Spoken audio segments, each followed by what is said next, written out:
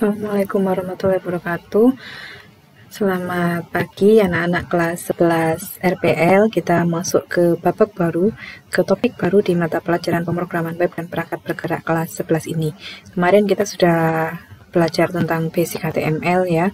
Sudah bisa sampai dengan membuat form, dan juga harapan saya nanti kalian di elemen-elemen HTML yang lain selain yang sudah disebutkan dalam 7 part video yang sebelumnya itu, kalian bisa mencoba-coba sendiri, dan nanti kita akan ada project untuk HTML dan CSS ya, yang nanti akan memanfaatkan sebagian elemen yang tidak dibahas dalam video untuk memastikan kalian benar-benar belajar di reference HTML yang lain yang memang sebenarnya jarang dipakai, tapi tetap kalian harus tahu tentang itu. Oke, kita masuk ke CSS. CSS ini kependekan dari Cascading Style Sheet. Dia digunakan untuk memberi style pada dokumen HTML. Jadi kalau kemarin kita sudah belajar mulai dari paragraf, heading, tabel, form, dan lain sebagainya, itu style yang kita taruh di dalam elemen-elemen masing-masing elemen HTML itu masih sangat minimal, terbatas pada warna font, kemudian masih terbatas pada jenis font dan juga background color ya. Nah, dengan CSS ini kita bisa menambahkan style yang lebih luas dengan mekanisme yang lebih efektif sampai kita bisa memberi transisi, animasi, dan lain sebagainya. Kalau nggak pakai CSS seperti ini, dia boring seperti itu ya. Kalau pakai CSS dia akan lebih bagus. Kalau mau lihat di website pada umumnya, contoh ini ada websitenya BBC, ada komponen-komponen atau elemen HTML yang dia memiliki tampilan atau look and feel yang lebih menarik ya. Misalnya ini headingnya, navigation bar di atas ini dia bisa berubah warna ketika ada pointer yang berada di atasnya, itu seperti itu. Kemudian ada juga website yang menggunakan animasi slideshow, galeri, dan lain sebagainya.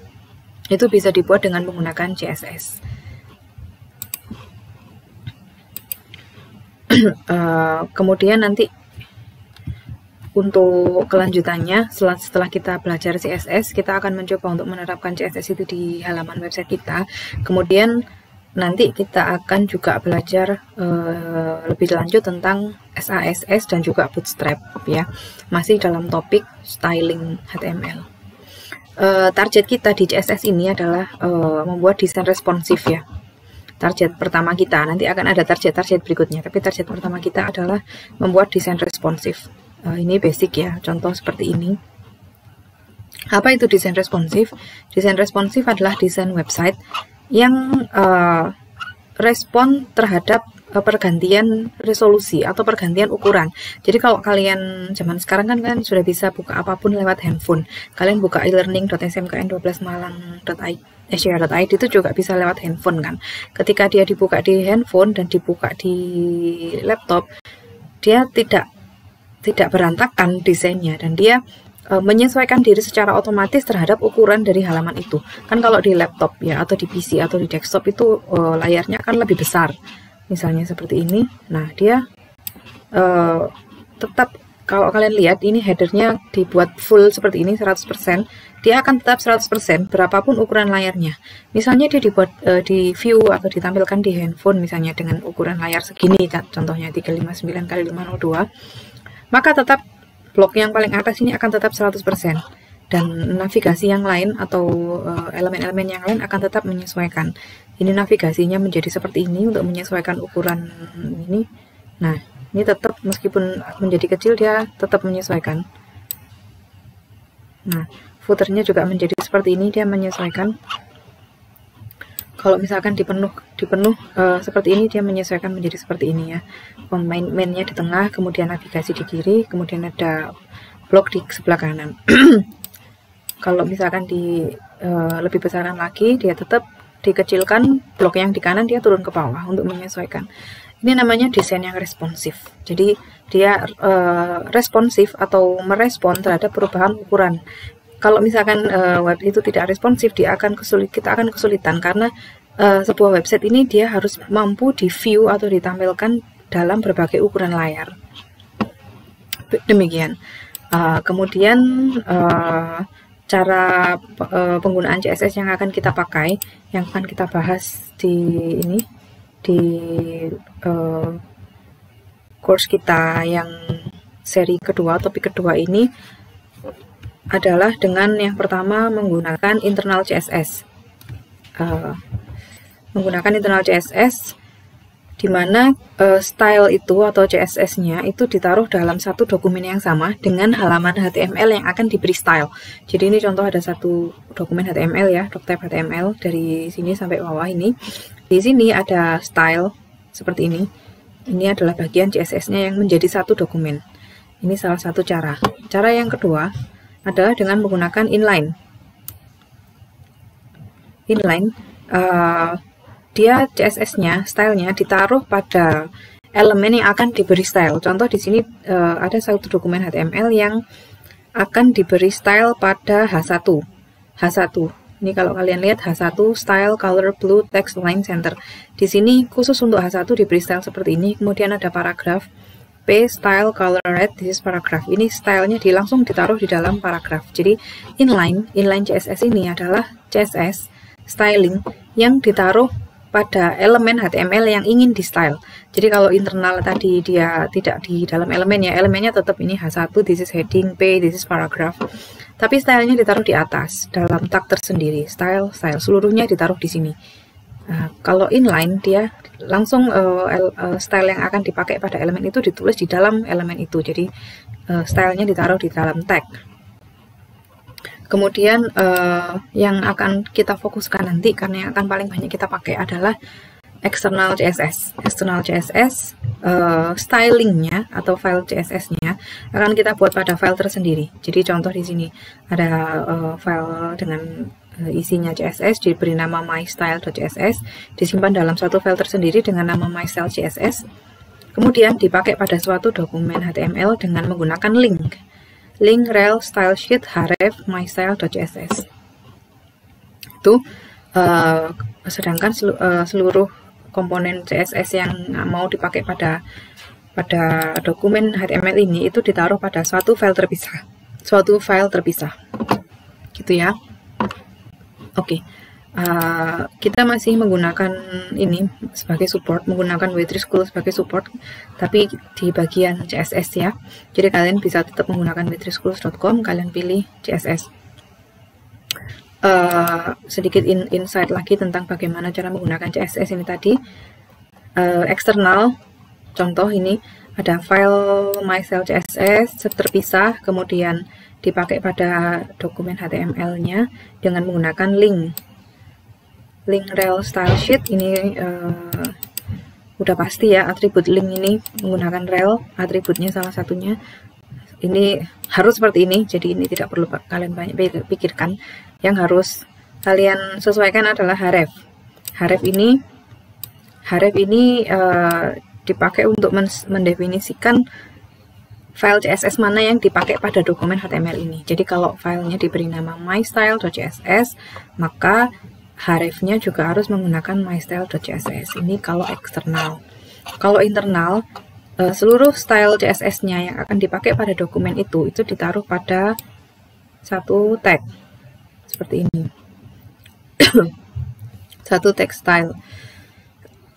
Kemudian untuk inline CSS digunakan untuk memberi style pada satu elemen biasanya ya. Momen style H1 saja, maka langsung di dalamnya H1 itu diberi style seperti ini. Ini namanya inline. Kemarin kita sudah sempat pakai ya pada basic HTML. Jadi itu sebenarnya adalah CSS yang ditaruh inline. Ini kalau misalkan ada beberapa elemen yang butuh styling yang spesifik saja, ini kita bisa pakai inline. Oke. Langsung saja kita mulai praktek ya. Di sini nanti kita akan praktekkan mulai dari selectors, sintaks dulu, pengenalan sintaks. Sintaks ini untuk pengenalan saja. Kemudian kita akan selectors, colors, background, borders, margin, padding. Ini hal-hal yang basic ya, nanti akan kita pakai basic untuk yang seperti ini, basic sekali. Kemudian setelah basic mungkin akan ada 2 atau 3 pertemuan saja untuk yang basic ya. Kemudian yang akan lebih kita utamakan adalah yang advance, karena nanti ini akan lebih banyak dipakai ya, karena kalau yang pakai basic nanti dia hasil webnya juga biasa-biasa aja. Tapi kalau yang pakai advance, rounded corners, kemudian ada animasi 2 dimensi dan 3 dimensi misalnya seperti ini akan lebih mempercantik website kita ya. Transition misalnya, transition seperti ini. Nah, ini dia akan lebih mempercantik website kita. Jadi nanti kita akan paling banyak serinya ada di CSS Advanced. Kemudian nanti goal kita untuk seri CSS ini adalah untuk membuat desain web responsif ya, seperti ini. Kemudian setelah itu kita sambung ke SASS, CSS, SASS ya, dan juga Bootstrap. Jadi ini masuk dalam seri front end sebenarnya. Jadi kalau developing website atau mengembangkan website itu ada 2 sisi front end dan sisi back end. Front end itu dia menangani segala sesuatu yang langsung berhubungan dengan user sebagai pengguna. Jadi kalau kalian pakai Instagram, pakai Facebook, itu kalian pengguna, user. Nah, ketika kalian akses halaman-halaman di Facebook atau Instagram itu yang tampil di halaman kalian, yang tampil di layar kalian itu adalah bagian front end ya. Kemudian yang berkaitan di server, yang di servernya Facebook, di servernya Instagram yang berfungsi untuk memberikan respon ketika kalian pengen upload foto, kemudian yang menangani proses uploadnya, ketika kalian pengen posting komentar, yang menangani post komentarnya dan lain sebagainya, itu adalah bagian dari back end, itu yang tidak terlihat. Nah, keduanya sama-sama penting dan kita belajar mulai dari front end dulu. Oke, anak-anak disiapkan bekal snacknya karena kita akan, mungkin ini agak panjang ya. Kemudian kita masih tetap menggunakan Visual Studio Code dan juga kita masih menggunakan Xampp. Oke anak-anak, kalian bisa buka ini ya, bisa buka Xampp-nya langsung. Xampp Control Panel. Kemudian sambil menunggu Xampp terbuka, kalian bisa buka My Computer atau buka file Windows Explorer kalian. Ketika Xampp sudah terbuka, jangan lupa Apache dijalankan. Apache ya, yang MySQL sama Tomcat sebenarnya nggak perlu, bisa stop aja nggak masalah. Jadi kemarin ada yang mengeluhkan Tomcatnya nggak bisa jalan. Nah, kita Tomcat belum perlu, MySQL belum perlu. MySQL nanti di basis data. Sementara kita bisa pakai Apache dulu. Kemudian kita masuk ke Xampp di situ di htdocs. VC Xampp htdocs. Nah, ini saya akan menunjukkan cara menggunakan Visual Studio Code tanpa menggunakan CLI ya. Kemarin kita sudah terbiasa menggunakan CLI, alhamdulillah, karena nanti basis data kita akan masih pakai CLI. Jadi kemarin kita dari guru-guru membiasakan kalian menggunakan CLI atau command prompt. Nah, sekarang kita akan pakai file Explorer aja. Oke, di sini kita bikin folder baru.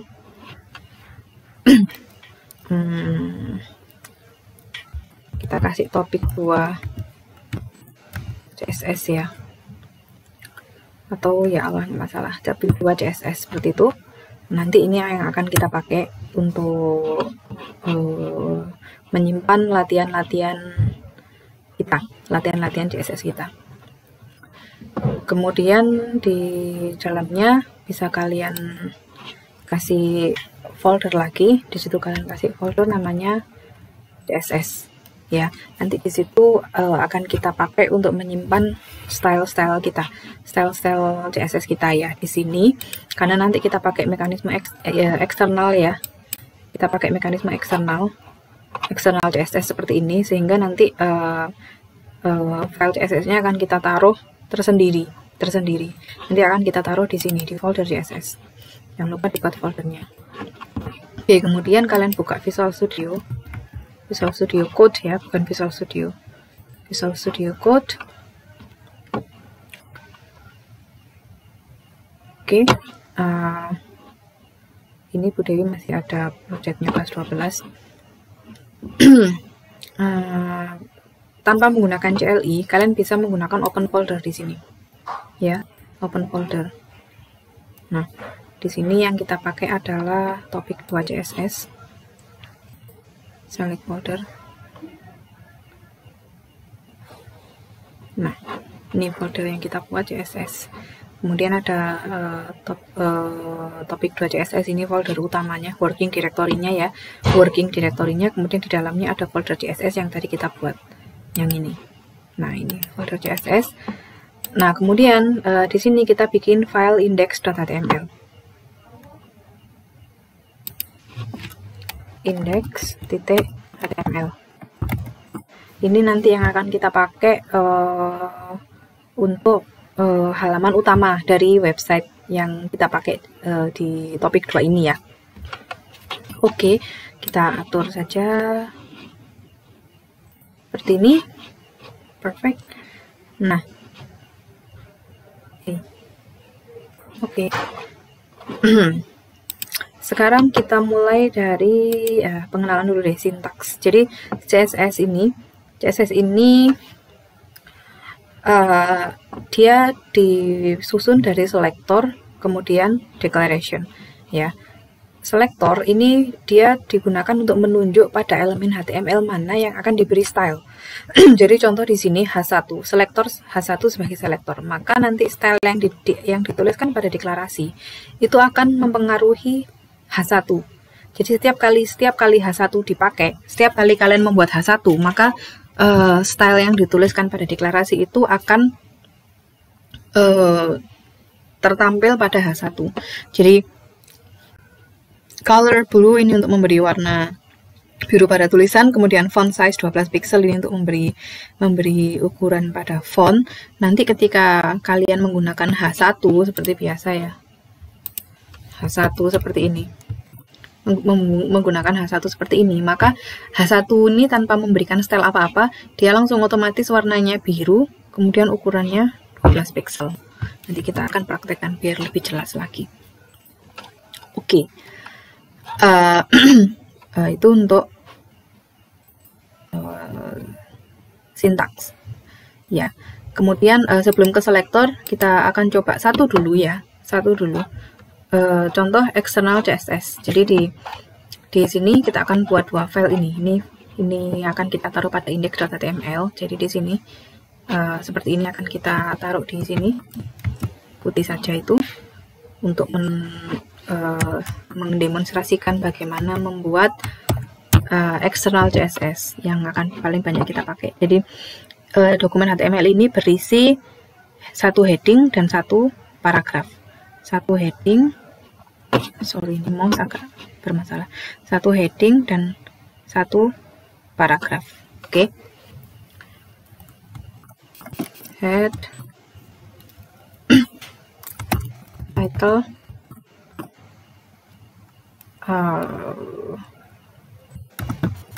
external CSS ya, kita kasih seperti itu. Kemudian body, kemudian jangan lupa di dalamnya head selain ada title dia juga harus ada link di sini, link rel style sheet, kemudian href kita buat my style .css. Oke, saya kasih word wrap dulu. Word wrap. Sorry, ini mouse-nya Bu Dewi agak bermasalah. Bisa di format dokumen. Oke. Kemudian di dalamnya body kita kasih H1. Ini judul. Kemudian ada paragraf. Ini paragraf. Nah, sekarang kita buat file yang kedua, yaitu file mystyle.css, karena belum ada. Oke, file mystyle.css kita taruh di sini, di folder CSS, ya. Kita buat new file, mystyle.css. Nah, kita taruh seperti itu, body. Yang pertama, komponen CSS kita body, kita kasih background color, apa ya,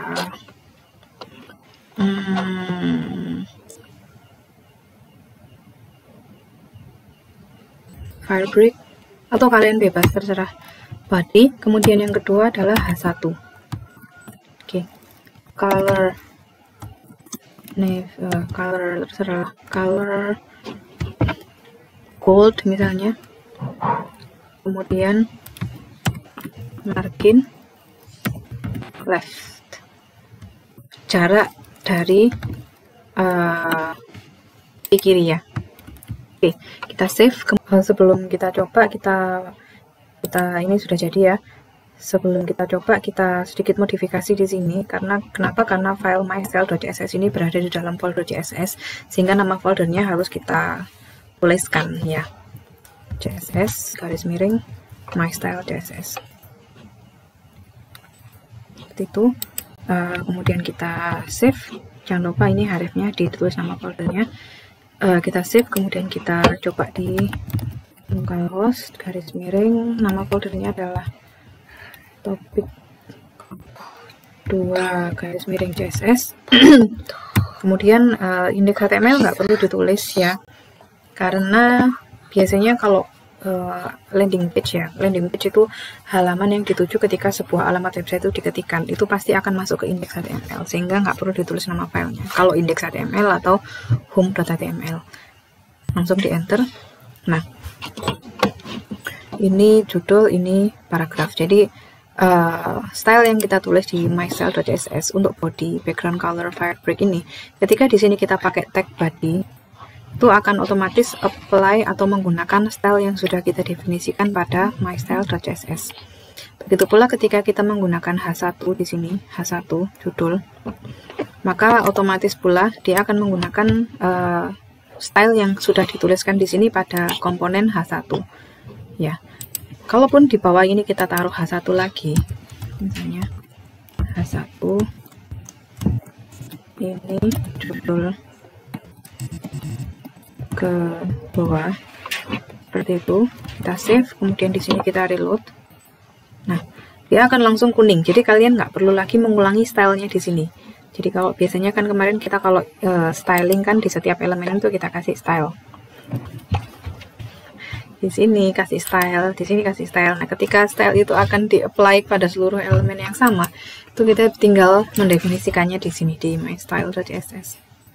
Kamu mau bikin H1 berapapun, nanti dia akan tetap warnanya seperti itu. Nah, bagaimana jika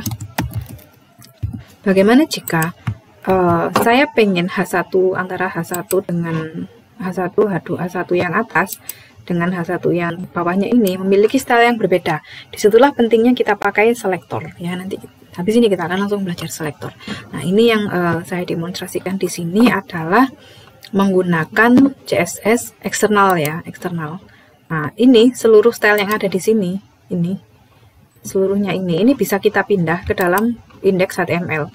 Jadi di sini kita bisa kasih tag style seperti ini. Kemudian seluruhnya ini bisa kita taruh di situ.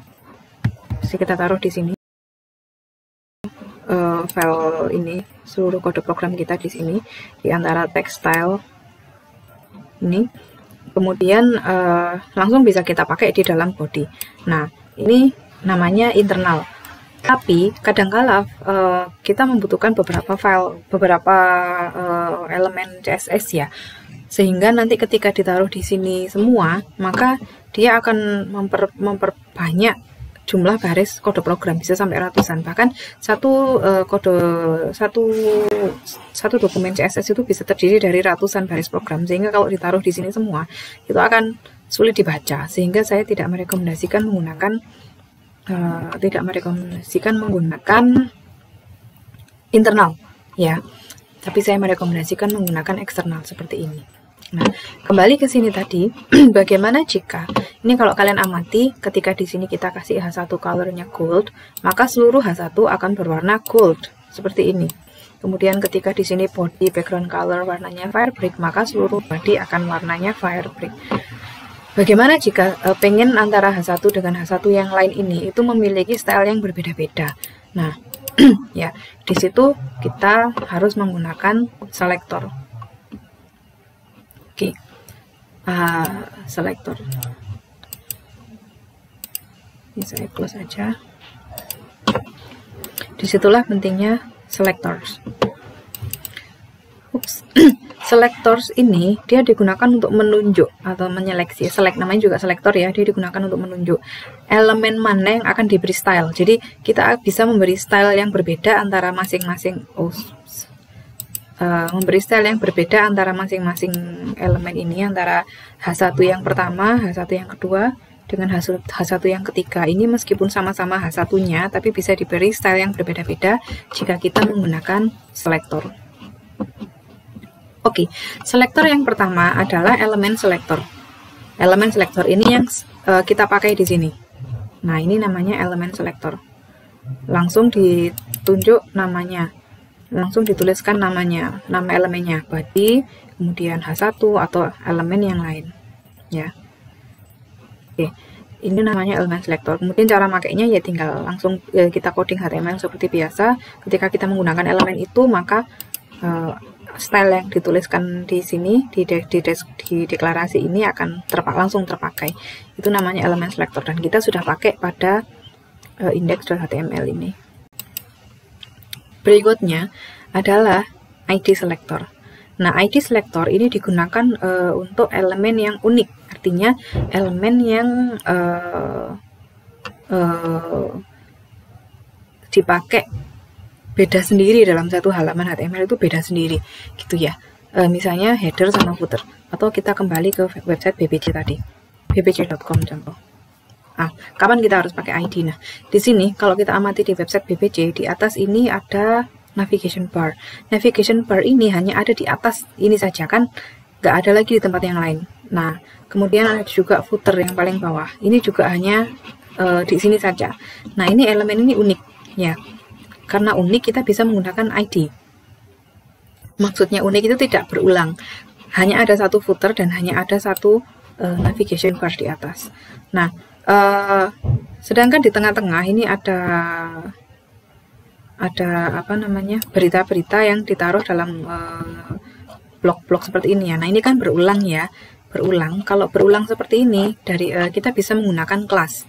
Jadi kalau dipakai satu kali saja, itu kita bisa pakai ID. Contohnya untuk yang atas ini biasanya dipakai satu kali, atau yang footer seperti ini biasanya juga dipakai satu kali. Itu kita menggunakan ID karena bersifat unik, berbeda dengan komponen elemen lain di dalam satu halaman yang sama. Tapi kalau yang dipakai oleh banyak elemen, jadi ini ada banyak blok ya, blok 1, blok 2 untuk yang berita kedua, blok 3 untuk berita ketiga, blok berikutnya ini kan dipakai oleh beberapa elemen, itu kita bisa pakai kelas. Jadi ada ID, ada kelas. Nah, kalau ID dia hanya boleh dipakai satu kali saja dalam satu halaman. Oke, jadi dalam satu halaman itu tidak boleh ada lebih dari satu elemen dengan ID yang sama.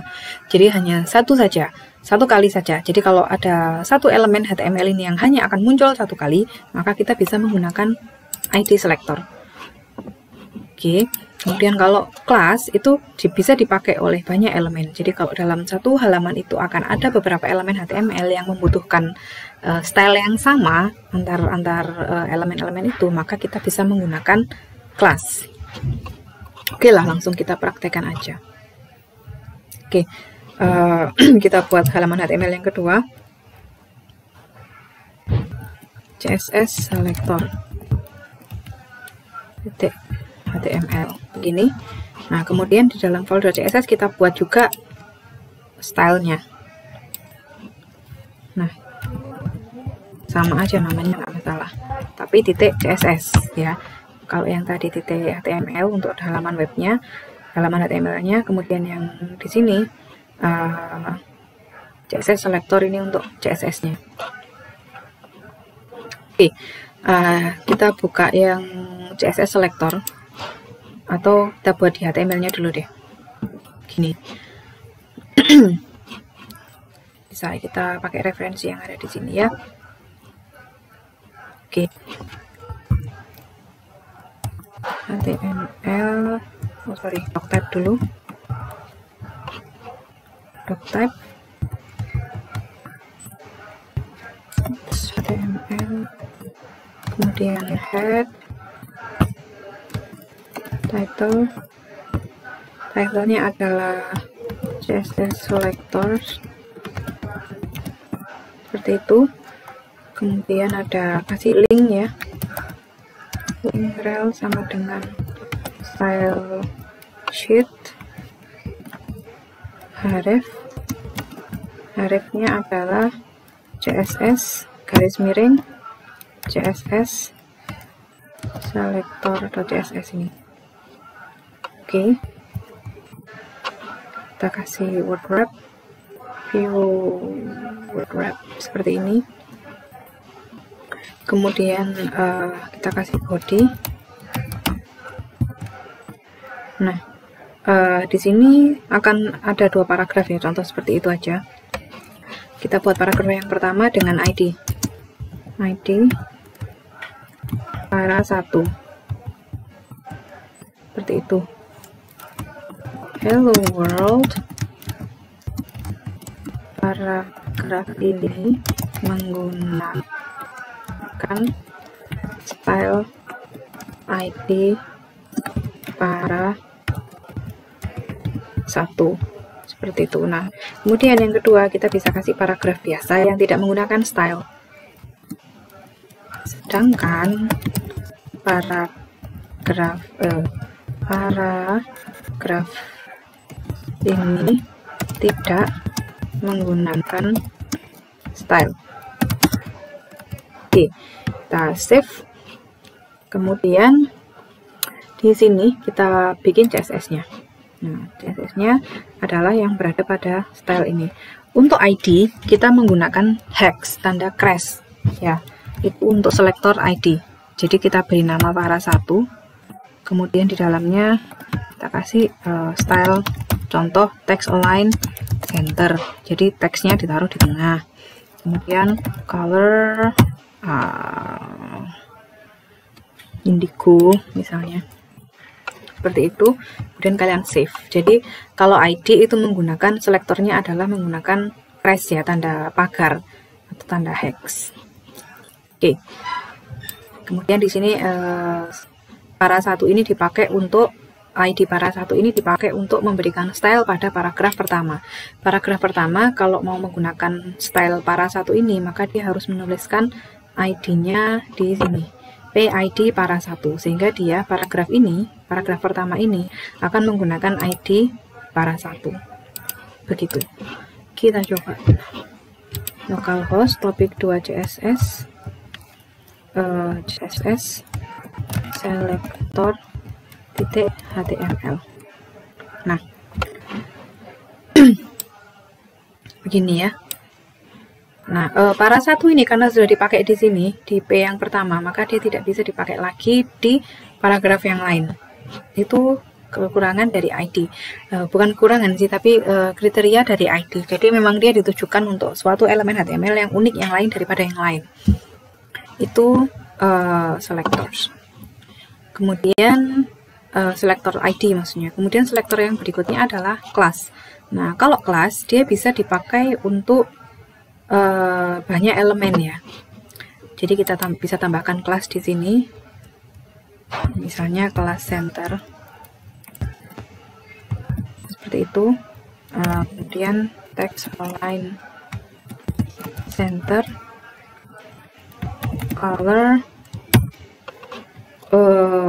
apa ya, maroon misalnya, dan save. Kalau class itu menggunakan titik, kalau ID itu menggunakan crash. Kalau class menggunakan titik, kalau ID menggunakan crash. Oke. Nah, di sini bisa kita pakai. Nah, kita bisa pakai di bawah ini misalnya. Bisa kita pakai di mana-mana. Nah, karena bisa dipakai di banyak elemen, kita bisa pakai di berbagai macam elemen. Misalnya kita pakai di elemen H2, kasih kelas. Kelasnya adalah center namanya tadi ya. Kenapa diberi nama center? Sebenarnya ini nama ini bebas ya, bebas. Tapi ini diberi nama center itu karena di sini di dalam stylenya itu dia berfungsi untuk membuat teks itu berada di tengah gitu loh ceritanya. Nama bebas. Center. Nah, judul ini menggunakan style CSS pada kelas center seperti itu. Kemudian di sini kita bisa pakai di paragraf kelas center. Paragraf ini juga menggunakan style CSS pada kelas center. Oke. Kemudian kita juga bisa kasih paragraf yang lain yang nggak pakai style ya. Paragraf ini tidak menggunakan style. Terus, nah ini bisa kita reload. Oke. Kalian amati ada dua paragraf yang ini paragraf pertama. Paragraf yang saya blok ini dia menggunakan kelas center, paragraf yang ini tidak menggunakan style. Ini adalah hasil dari ini, paragraf yang biasa. Sedangkan paragraf yang berada di tengah ini, dia adalah hasil dari style ini. Ya. Kemudian ini judul ini menggunakan style CSS pada kelas center itu adalah hasil dari H2 yang menggunakan kelas center. Kelas center ini isinya adalah text align. Text align ini adalah deklarasi CSS yang digunakan untuk menempatkan teks itu pada suatu tempat, apakah left, right, center, atau yang lainnya. Kemudian color ini digunakan untuk memberi warna. Gitu ya. Di sini kalian bisa bikin kelas yang lain lagi, misalnya kelas warna hijau, contoh. Kemudian di situ kamu cuman kasih warna dark green misalnya. Oke. Kelas warna hijau. Kemudian di sini dipakai untuk membuat paragraf baru. P kelas sama dengan warna hijau. Nah, kasih tulisan paragraf ini menggunakan style pada kelas warna hijau. Di reload, nah seperti ini hasilnya. Jadi nama kelas itu bisa terserah, tapi dia diawali dengan titik, sedangkan untuk ID dia diawali dengan hash atau tanda pagar. Itu untuk selektor. Kemudian untuk memberikan keterangan pada kode program ya, ini kan ada ID, ada kelas ya. Mungkin kamu perlu memberikan catatan singkat pada kode program ini, kamu bisa menggunakan komen. Jadi di CSS juga ada komen. Nah, komen ini untuk memberikan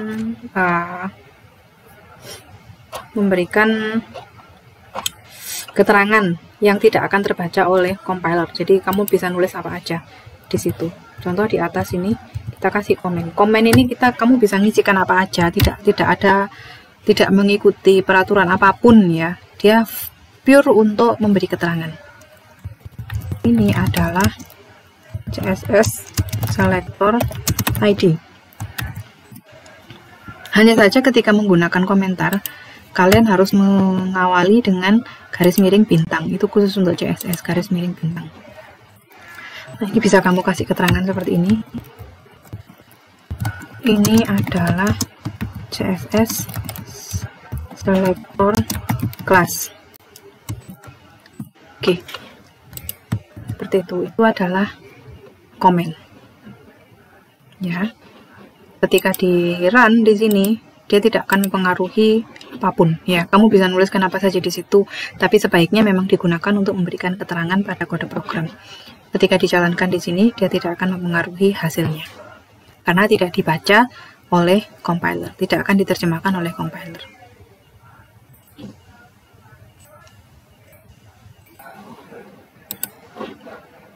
Oke, lanjut kita ke colors. Ini kita review aja karena kita kemarin di HTML sudah praktek ya. Jadi color ini bisa diterapkan pada background, kemudian bisa diterapkan pada teks, diterapkan pada border. Oke, text, background, border. Kita coba satu aja. Kita buat CSS-nya di sini, CSS colors.css.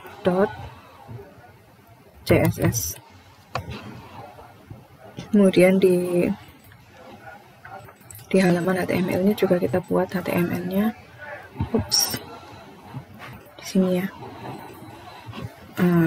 CSS colors HTML.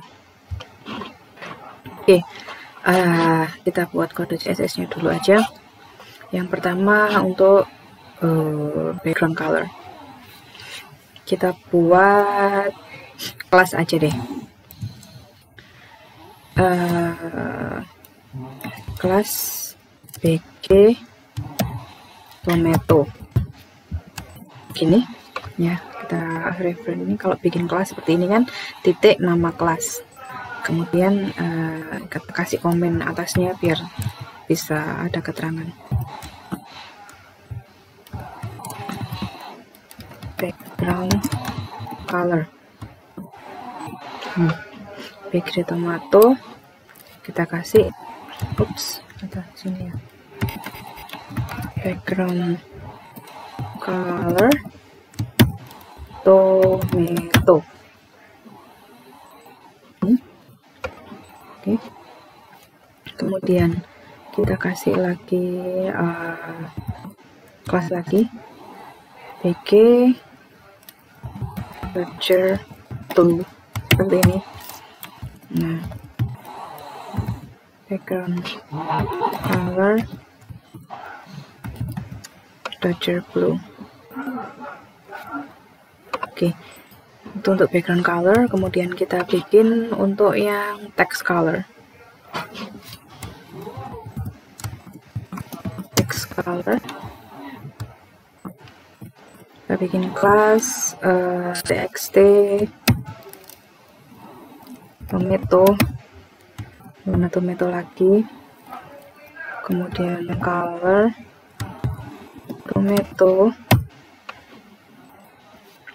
kemudian kasih kelas lagi, nggak apa-apa. Untuk warna kedua txt medium sea green. Harusnya titik ini. Oke. Color ini untuk text color ya, medium sea green ini. Nah, oke. Kemudian ada yang ketiga adalah border color. Kita buat dulu contoh-contohnya. Border color,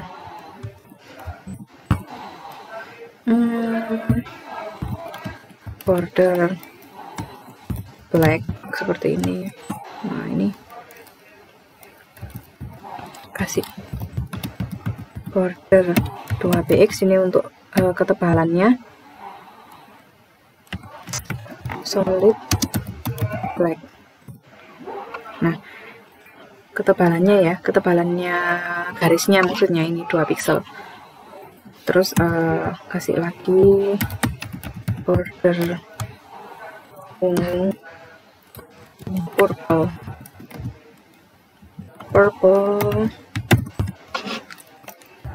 border 4px lah biar tahu bedanya. Solid purple warnanya. Kemudian kasih border yang ketiga, border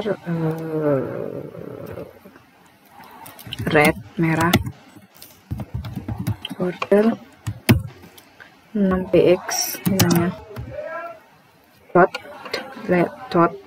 Dot itu untuk yang border bintik-bintik. Nah, kita sudah punya beberapa kelas. Ada 3 macam kelas untuk warna background tomato, background Dodger blue, atau dua, jadi kita bikinnya cuma 2 ya. Background tomato sama background Dodger blue. Untuk warna teks kita ada TXT tomato sama TXT medium sea green. Kita kepencet lagi. Kemudian untuk border kita ada 3, border black, border purple, sama border red. Nah, sekarang kita mau pakai, kita coba pakai di HTML ini, CSS Colors HTML. Oke, kita buat di sini doc type HTML, head, title, CSS Colors, kemudian link, rel sama dengan style sheet, ref sama dengan CSS colors.css. Oke, kita view word wrap aja. Nah, ini belum ditutup linknya. Oke, kemudian kita buat body. Oke, kemudian kita bikin heading dengan menggunakan border. H1 class sama dengan kita coba ini ya, warna hijau. Bukan, keliru. Kita coba yang ini, border red. Oke, H1 class border red, ini udah auto detect ya, border red. Judul ini pakai kelas border red. Kita Ctrl S, kita coba localhost topik 2 CSS colors.html. Nah, oke. Lalu untuk H1 berikutnya kita kasih kelas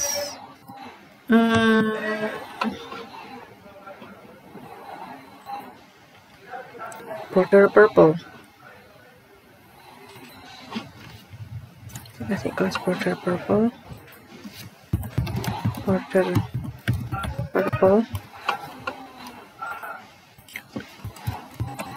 Judul ini pakai kelas border purple. Kita Ctrl Shift, ini kita reload ya, seperti itu. Kemudian kita coba paragraf ya, paragraf ini pakai kelas apa ya, TXT medium sea green aja.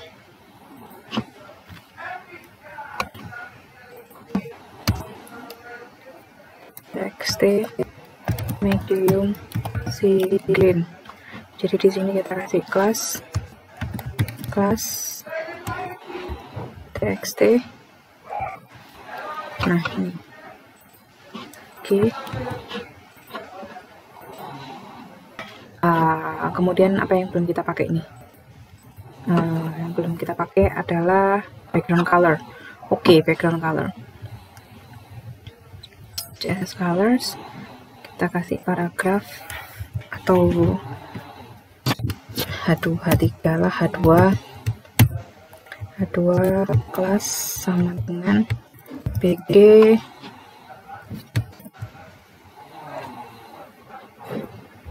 apa namanya tadi, BG tomato.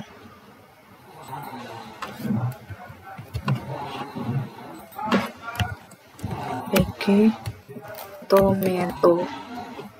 Nah, judul ini pakai kelas BG Tomato. Nah, hasilnya seperti itu. Nah, bagaimana kalau pengen yang ini, yang judul ini pakai kelas border purple ini, selain ada garis tepinya, dia juga ada backgroundnya. Ini bisa kalian modifikasi CSS-nya dengan cara menambahkan elemen lain selain background color. Atau kita buat kelas baru lah. Kasih nama my class aja, biar nggak ribet. Biar nggak kepanjangan, kasih nama my class, kemudian teksnya warnanya adalah no Java white. Oke. Kemudian background, jadi kalian bisa menambahkan banyak elemen CSS ya di sini. Background color adalah Rebecca purple, katakan. Kemudian border 3 pixel dot, kemudian warnanya apa ya?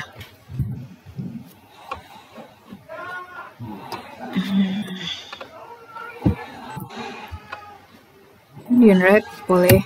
Oke, my class. Kita coba pakai my class. Ini ada di kelas my class ini ada 3 elemen dalam satu kelas yang sama. Bolehkah? Boleh. Jadi kalian nggak harus satu-satu seperti ini. Bisa beberapa elemen. Ketika dipakai dia akan menerapkan ketiganya. Oke, kita pakai di sini. H3 kelas sama dengan my class. Judul ini pakai kelas my class. Oke, reload. Nah, kurang besar ya. Si H1 aja deh. H1. Oke. Nah, kalian amati ini ada 3 style ya. Ada style untuk border, style untuk background, sama style untuk teks, warna teks. Oke, itu untuk CSS colors. Sekarang kita lanjut.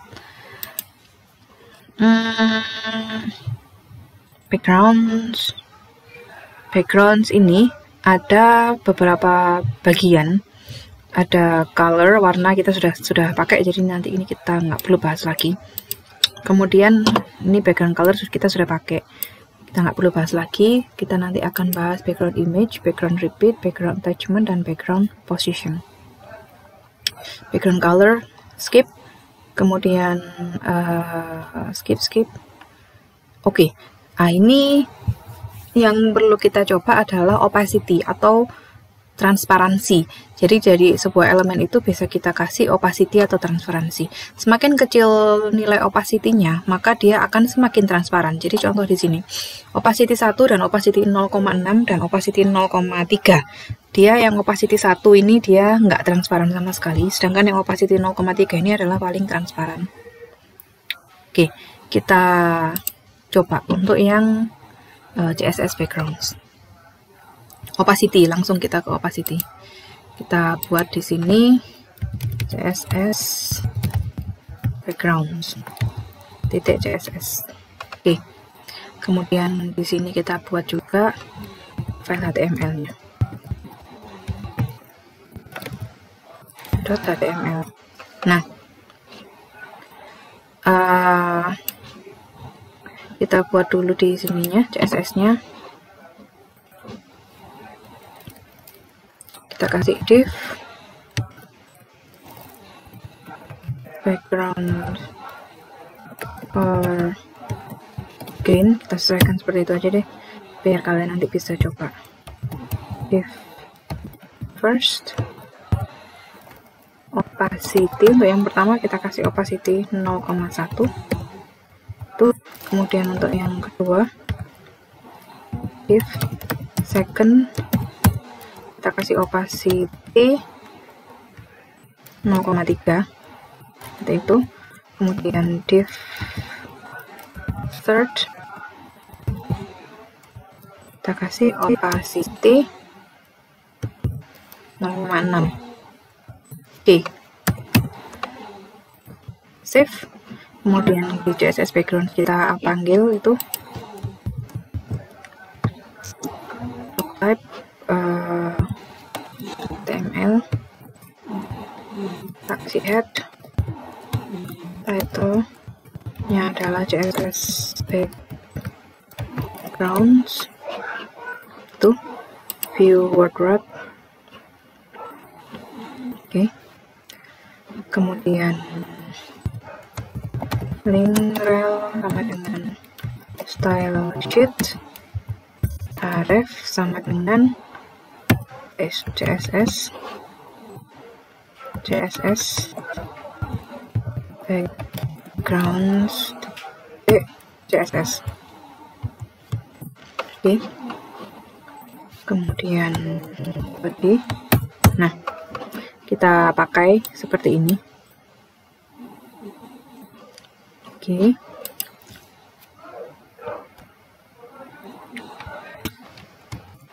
H1 kotak transparan. Judulnya ya. Kemudian kasih paragraf. Halaman ini mendemonstrasikan cara membuat background dengan opacity atau transparansi. Semakin kecil nilai opacity, maka akan semakin transparan. Oke, sekarang kita bikin blok. Masih ingat ketika kita belajar blok ya, div ini digunakan untuk membuat blok. Jadi di sini kita bisa bikin div kelas yang pertama tadi first. Oke, kemudian H1 ini opacity 0,1. Kemudian div yang kedua, kita bikin blok yang kedua atau kotak ya,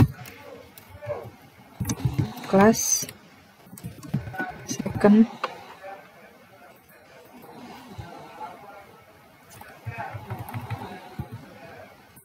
di sini kasih H1 opacity 0,3. Jangan lupa kalau dalam ilmu komputer koma itu pakai titik. 0,3 artinya 0,3 ya. Div kelas sama dengan third, kemudian di tengahnya kasih H1 opacity 1 atau default atau tidak transparan gini. Oke, kita save. Kita coba di sini. CSS backgrounds .html. Nah, jadi kalian bisa lihat untuk yang pertama dia transparan, yang kedua agak transparan, yang terakhir tidak transparan. Alright. Mungkin kalian akan bertanya-tanya, kenapa di sini nama kelasnya adalah first, second, dan third. Ini klik lagi balik. Oke. Ini kalau kalian tadi masih ingat ketika kita singgung tentang selektor ya, kalau tidak ada titiknya seperti ini adalah elemen selektor.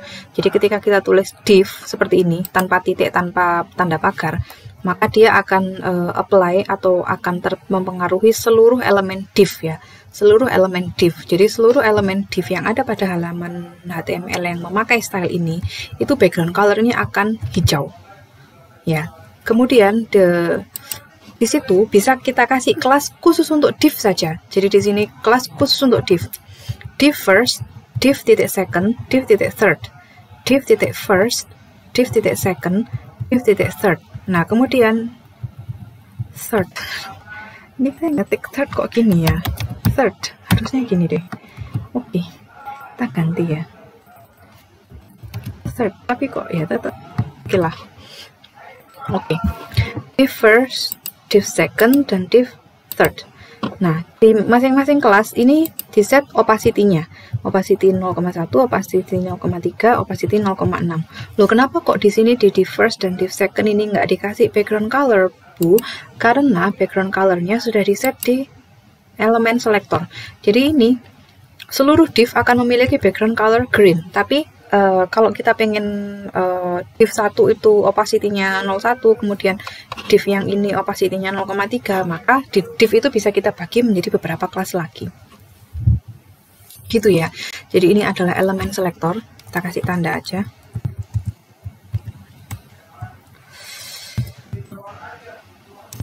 Ini ya. Nah,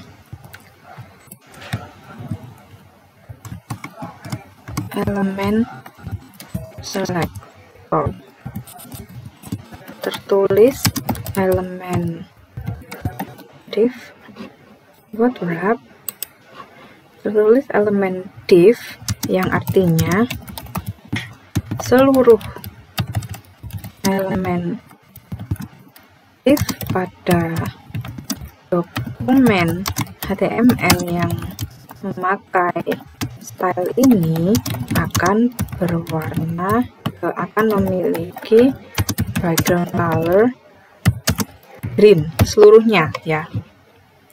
Kemudian di sini adalah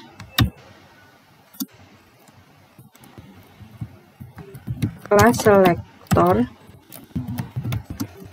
khusus untuk div. Ada first, second, dan third. Jadi ketika dipanggil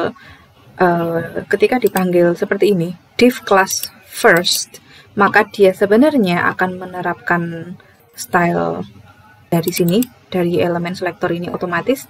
Kemudian dia juga akan menerapkan selektor khusus untuk kelas first saja.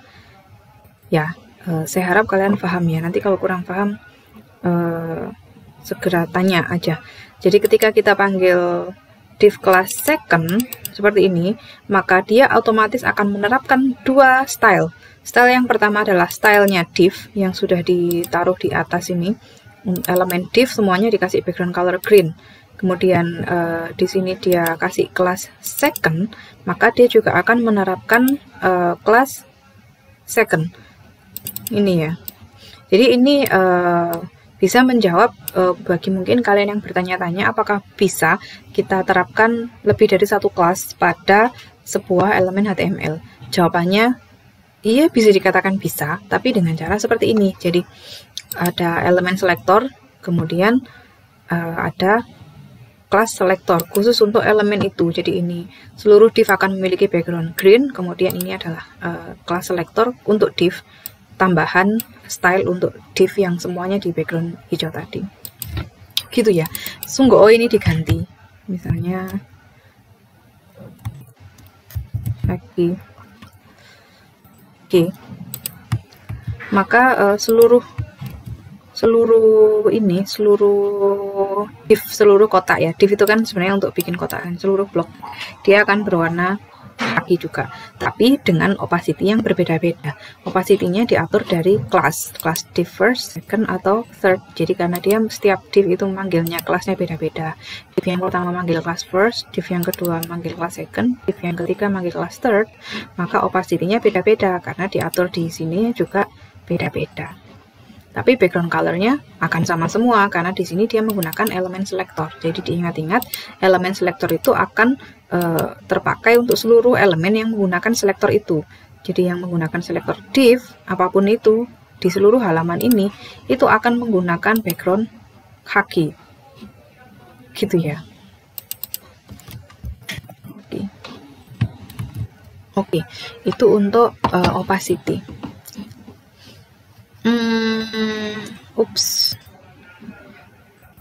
Kita cek berikutnya. Transparansi menggunakan RGBA, ini ketika warna backgroundnya itu diatur dengan menggunakan kode RGBA. Ini kan bisa coba sendiri, ini agak ribet, mending pakai opacity aja. Oke. Kemudian selain itu ada background image, ya, background image. Kalau ini tadi kita pakai background warna, nah ini kita bisa gunakan gambar untuk background, tapi kita harus cari gambarnya dulu. Fine, kita kasih image.google.com background image.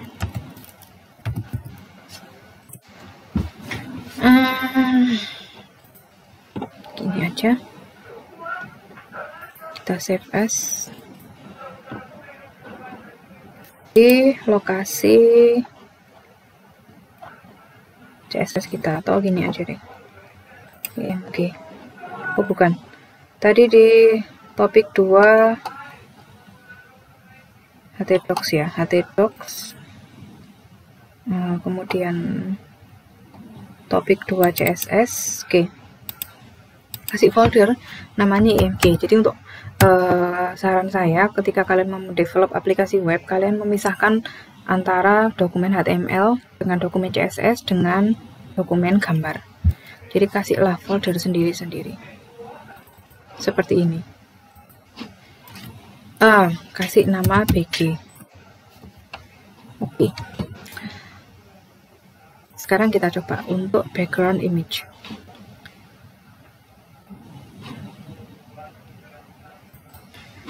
Kita kasih di sini aja. If fourth, begini. Kita kasih background image background image URL. Harusnya dia cara memanggilnya adalah seperti ini, img garis miring bg titik png kah? Apakah tadi filenya png? Kayaknya dia jpg deh. Kita coba. Oh, jpg.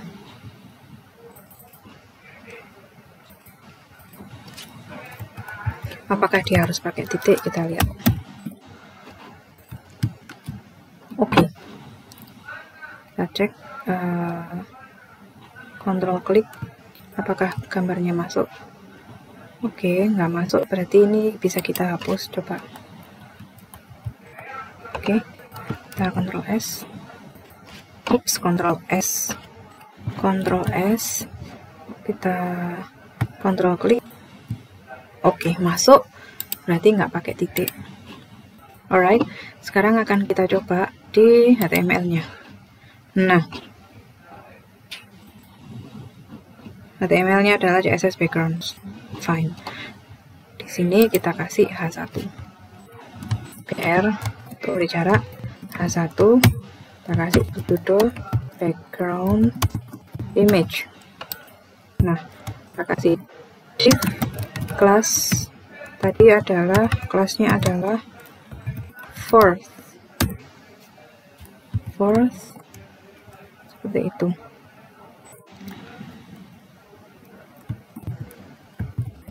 Background image. Oke, save. Kita cek apakah jalan. Bismillah. Oh iya.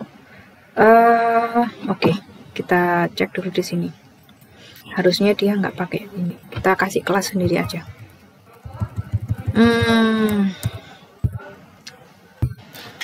Kelas bg image ini. Fine. Ini.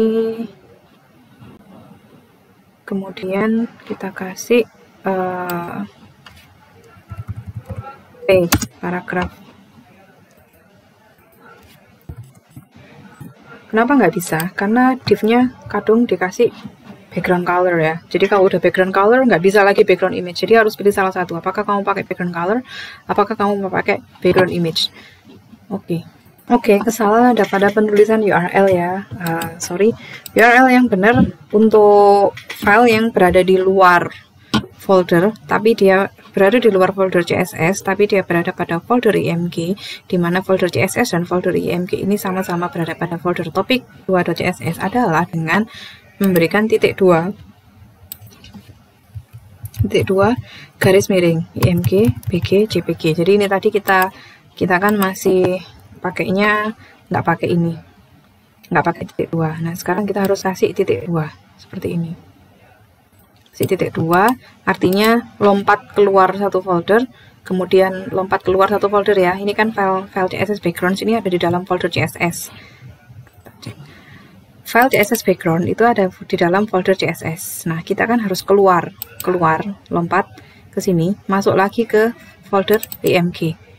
Seperti itu, sehingga kita harus nuliskan titik-titik ini perintah untuk keluar satu folder, kemudian setelah itu nama foldernya ditulis IMG, baru nama filenya ya.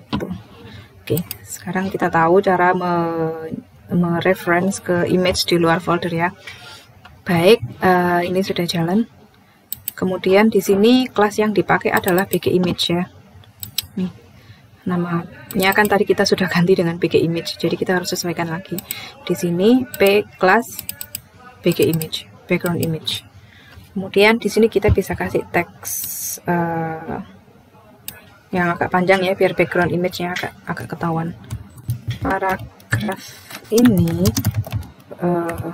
menggunakan kelas BG image, di mana kelas tersebut memanggil gambar bg.jpg yang berada pada folder IMG. Folder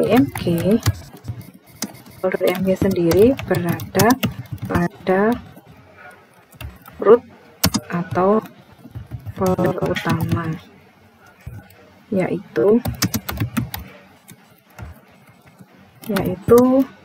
topik 2.css. Sehingga tulis aja di sini, sehingga properti URL background image-nya harus ditulis dengan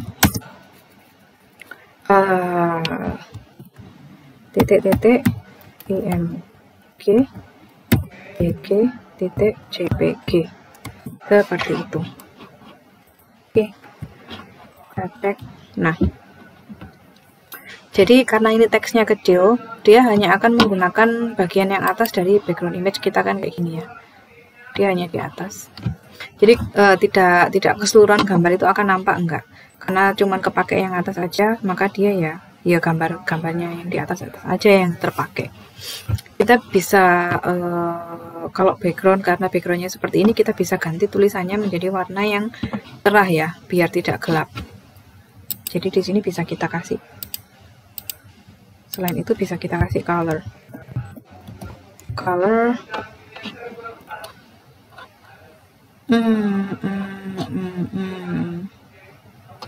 Mau kasih, kita cek. Ctrl S ya tadi, save maksudnya, reload. Nah, seperti ini untuk memberi warna pada teks. Oke, itu untuk CSS backgrounds, hal-hal yang kita pelajari dalam memanggil background image ya. Diingat-ingat caranya. Kalau misalkan gambar bg.jpg ini berada di dalam folder CSS, maka kamu tinggal nuliskan nama gambarnya aja. Oke. Atau kita coba mau contoh deh. Jadi bagaimana kalau gambarnya berada satu folder dengan ini. Jadi ini kita contohkan aja biar kalian semua tahu.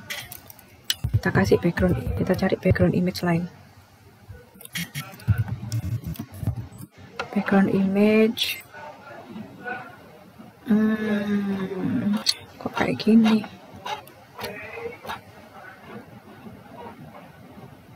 Nah, ini aja deh.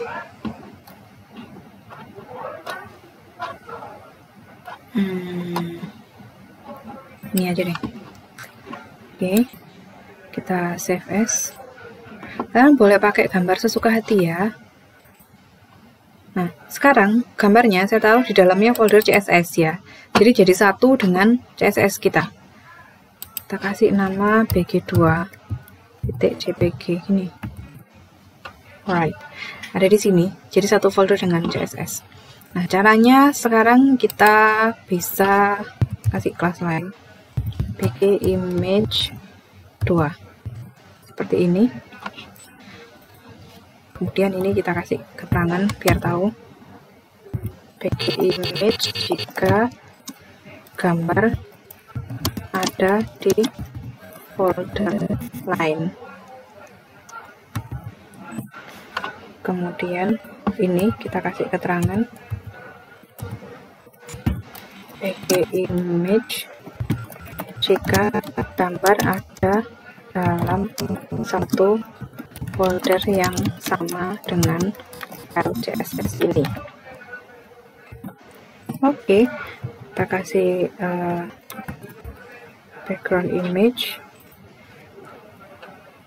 URL seperti ini, buka kurung. Kamu tinggal nulis bg2.jpg karena dia berada pada satu folder yang sama.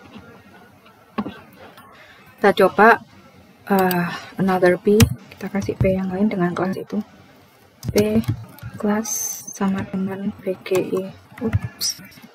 image 2 seperti itu ya. P kita copy aja ini, taruh sini. Nah, tapi yang berada ini nama gambarnya tadi bg2, yang berada pada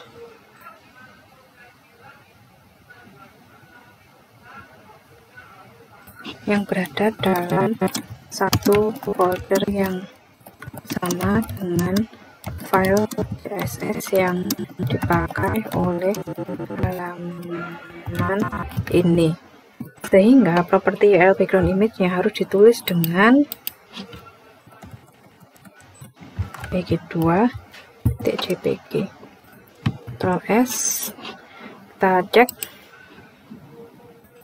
Nah, seperti ini. Itu untuk background image. Oke. Bisa kita kasih color juga. Color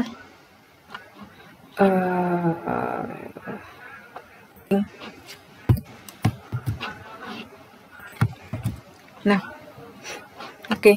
Nanti kalian kalau styling yang bagus ya, jadi jangan seperti ini karena ini antara background dengan teks tidak kontras. Karena ini hanya sekedar contoh. Nanti kita akan tetap belajar styling yang bagus nantinya setelah kalian master untuk seperti ini ya, master untuk membuat CSS yang basic. Kemudian background repeat. Background repeat ini digunakan agar supaya gambar yang kita jadikan background itu berulang baik horizontal atau vertikal.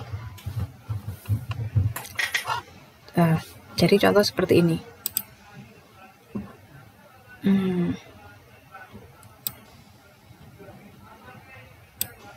Diberi repeat X. Jadi kalau repeat X dia hanya akan berulang pada sumbu X. Jadi ini backgroundnya itu kecil segini aja. Tadi terus disuruh berulang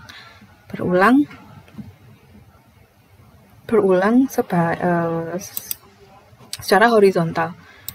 Kemudian untuk yang background repeat no repeat ini kalau nggak di repeat. Nah, kalau background position itu digunakan untuk posisi backgroundnya ada di mana. Kalau right top,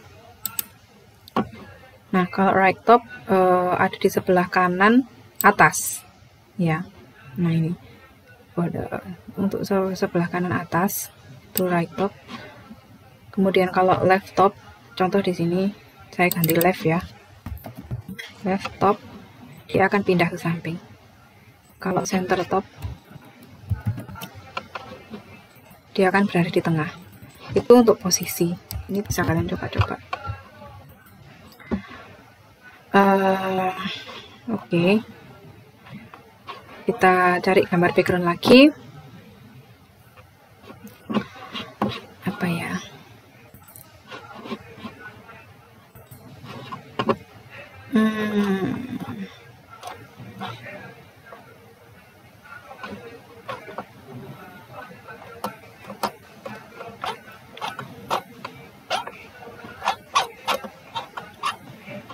Ini aja.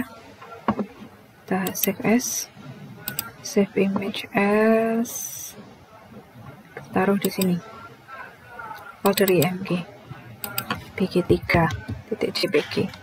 Nah, sekarang kita coba background repeat aja deh ya. Untuk yang background position kalian bisa coba sendiri langsung di sini karena hanya tinggal nambahkan posisi aja.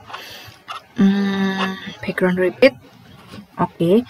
Kita di CSS backgrounds ini kita kasih style untuk body karena kebetulan ini CSS background kita kasih style untuk body, kan belum ada ya style body ya. Kasih style body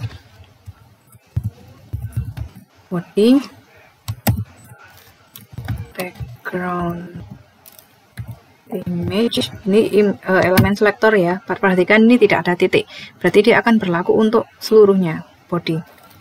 URL, jangan lupa titik-titik garis miring img garis miring bg3.jpg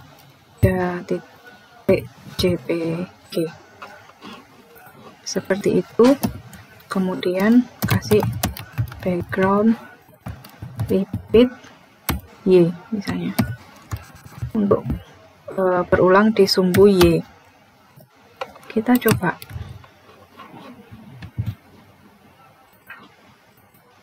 Nah, oke, karena backgroundnya besar, jadi tidak terlihat mengulangnya ya.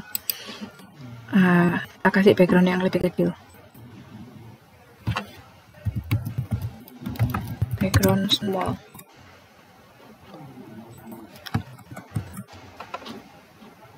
Image.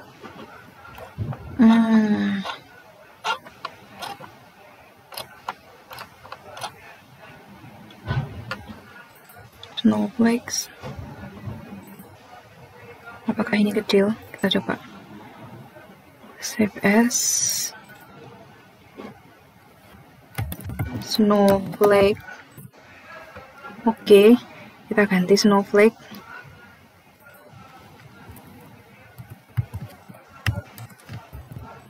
Snowflake.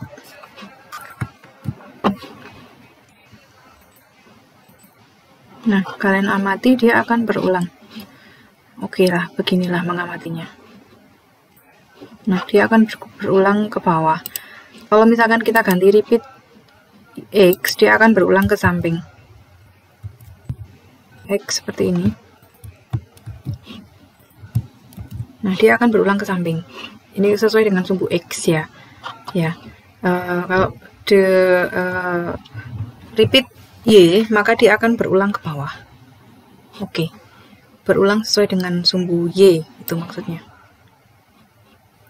Oke, kita kasih repeat Y, kembalikan ke bg3 aja deh, karena ini lebih bagus ya. bg3 itu lebih bagus, jadi nggak masalah. Ctrl R, nah. Dia akan berulang ke kanan, karena dia repeat X akan berulang sesuai dengan sumbu X. Oke, kemudian kita cek apakah untuk background attachment kita cek. Nah, background attachment ini itu dipakai untuk memberi style apakah sebuah background itu harus scroll atau harus tetap posisinya. Jadi kalau fix dia posisinya akan tetap, tapi kalau scroll dia posisinya akan scroll. Kita coba ya. Scroll itu gulung ya. Coba yang ini, yang scroll. Nah, ini dia scroll. scroll. Kamu lihat, dia posisinya scroll. Nah, kalau misalkan ini yang fixed, kita coba yang fix ya. Nah, lihat, dia posisinya tetap fix, tetap di sini. Begitu. Tahu bedanya ya? Ini kalau scroll, dia seperti ini. Terus scroll. Kalau yang ini fix, tetap di sini. Gambar pohonnya itu tetap. Jadi meskipun di scroll, dia posisinya tetap di situ. Nah, jadi kalau ini seperti ini, dia posisinya ikut scroll, bergeser. Itu maksudnya.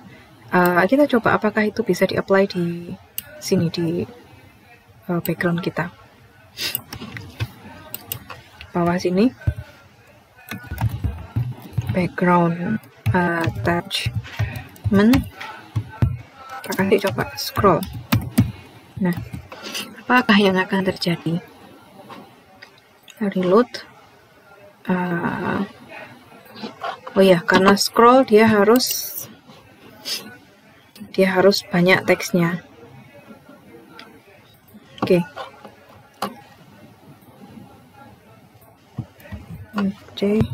Copy paste aja yang banyak.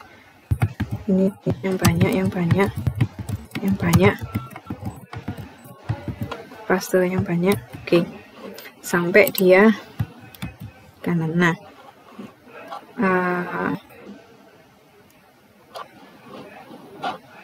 kurang ya masian ya, kurang.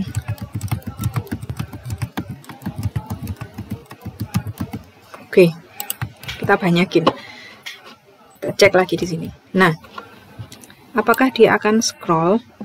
Nah, ini scroll ya, lihat kan backgroundnya ikut scroll. Apakah dia akan fixed? Kalau fix, kita ganti fix seperti ini, maka dia backgroundnya akan fix. Kamu lihat, dia backgroundnya tetap ya, seperti itu. Itu perbedaan antara scroll dan fix.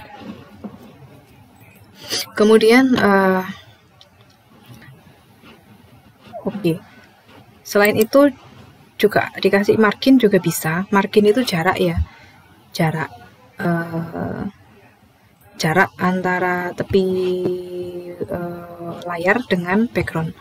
Kamu mau coba pakai margin juga boleh.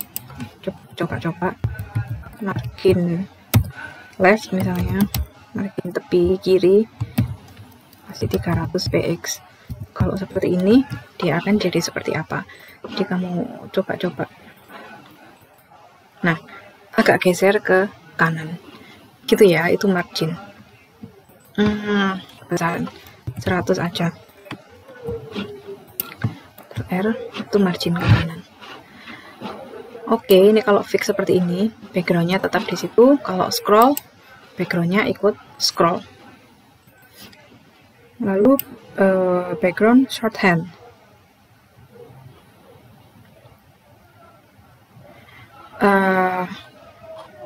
Background shorthand ini dia mekanisme untuk menuliskan background dalam satu baris yang sama. Jadi kalau kamu lihat di sini kan kita nulisnya background image, background repeat, background attachment itu pada baris-baris yang berbeda. Sama seperti di contoh yang ada di try it ini, ada background color, background image, kemudian background repeat, sama background position. Nah, sebenarnya bisa digunakan shorthand. Jadi nulisnya jadi begini. Background titik 2, FFFF ini adalah color, kemudian URL image strip png ini adalah image, kemudian no repeat ini adalah background repeat, kemudian right top ini adalah background position.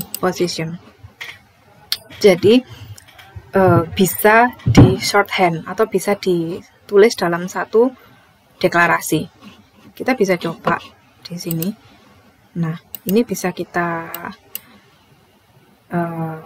ubah menjadi seperti ini. Kita copy dulu aja. Ctrl C, Ctrl V. Ini jadi seperti ini. Background itu, kemudian itu dihapus. repeat X, kemudian ini dihapus jadi fixed. Nah, terus margin ini bukan termasuk background ya, margin ini untuk tulisan. Jadi dia langsung URL repeat X fix. Jadi ini image, kemudian repeat di sini, kemudian fix atau scrollnya di sini, sehingga ini bisa kita komen, maksudnya jangan dihapus, kita kasih komen aja. Nah, karena dikasih komen berarti ini nggak dipakai. Sekarang kita jadi pakai yang ini. Apakah berdampak? Kita lihat. Tetapkan ya. Jadi ini cara penulisan shorthand. Kita kasih komentar di sini. Background shorthand. Cara menuliskan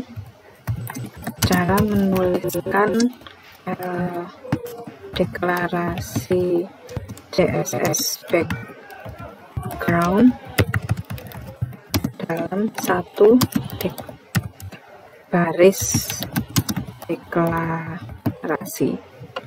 Jadi seperti ini, yang awalnya 3 baris deklarasi ya, background image, background repeat, background attachment, bisa juga dibuat dalam satu baris deklarasi. Itu untuk shorthand. Oke, jadi anak-anak untuk part 1 sampai di sini dulu. Saya harap kalian bisa memahami. Tetap saya tunggu pertanyaannya, jangan sungkan-sungkan bertanya. Kalau misalkan kesulitan di WhatsApp, bisa ketemu dengan Bu Dewi, janjian, yang penting gak rame-rame ya, karena masih masa pandemi. Semoga kalian semuanya selalu dilancarkan dan dimudahkan dalam belajar. Saya akhiri. Wassalamualaikum warahmatullahi wabarakatuh.